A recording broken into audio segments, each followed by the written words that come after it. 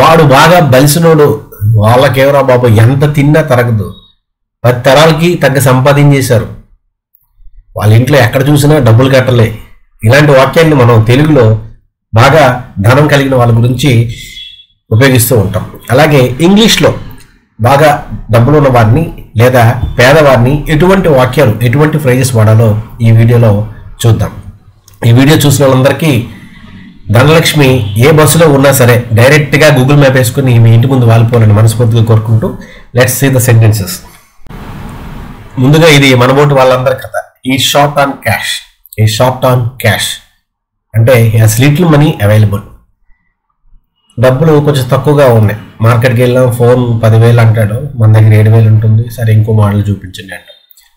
శారీస్ బాగుంటాయి, 5,000 అంటాడు, మన దగ్గర 2,000 ఉంటాయి, ఇంకోటి చూపించండి అంట. ఇది మనలాంటి వారి situation. He short on cash. He's broke అంటే హ్యాస్ నో మనీ, పూర్తిగా డబ్బులు లేవు వాడి దగ్గర. హీఈస్ బ్రోక్, దేవలా తీసాడు అంటాం కదా, he's broke. His bank account is overdrawn. His bank account is overdrawn. He has spent more than what he has in his bank account. Bank అకౌంట్లో ఉన్నదానికంటే ఎక్కువగా ఖర్చు పెట్టేశాడు. బ్యాంక్లో ఉన్నది 3,500, వీరు ఖర్చు పెట్టింది 5,000 అనమాట. ఇటువంటి స్థితిలో హిస్ బ్యాంక్ అకౌంట్ ఈజ్ ఓవర్డ్రాన్ అని చెప్తాం.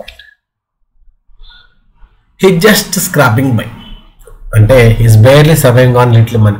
ఏదో ఉన్న దాంట్లో నెట్టుకొస్తూ ఉన్నాడు, అలాగా జీవితం వెళ్ళదీస్తూ ఉన్నాడు. He just scrapping by. పెద్దగా డబ్బులేమీ లేవు, కార్లు బైక్లు కొనేంత స్తోమత లేదు, 3 పూటలు ఏదో గడుస్తుంది. అలాగా he's barely surviving on little money. He makes minimum wage. He makes minimum wage అంటే కనీస వేతనం పొందుతాడు. He earns the minimum salary. చాలా తక్కువ శాలరీ వస్తుంది, రోజుకో 200 ఎంతో వస్తుంది. ఇప్పుడు ఇవాళ he earns the minimum salary. చాలామంది టీచర్ల పరిస్థితి ఇది.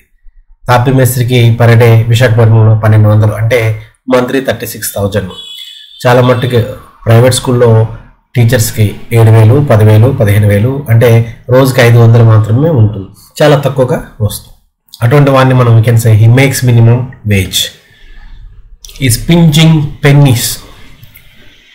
ఈజ్ పించింగ్ పెన్నీస్ అంటే ఇచ్చే ప్రతి రూపాయిని గిచ్చి చూసుకుంటున్నాడు అనమాట. అంటే హీఈస్ బీయింగ్ వెరీ ఫ్రూగల్.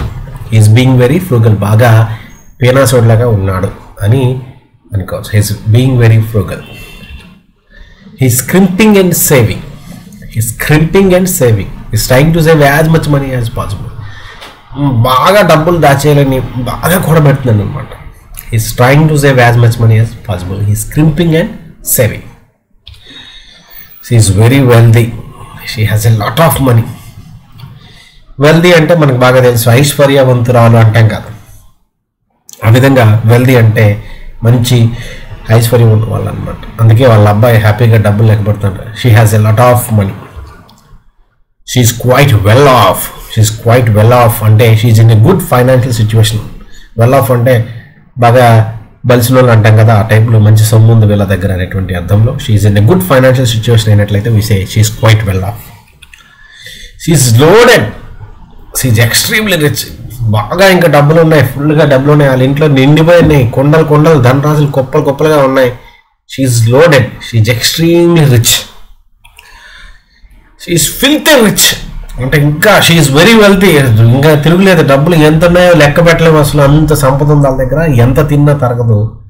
అందుకే నడుస్తూ విసిరేస్తుంది సొమ్ము చూడండి. షీఈస్ ఫిల్తీ రిచ్ అంటే షీఈస్ వెరీ వెల్తీ.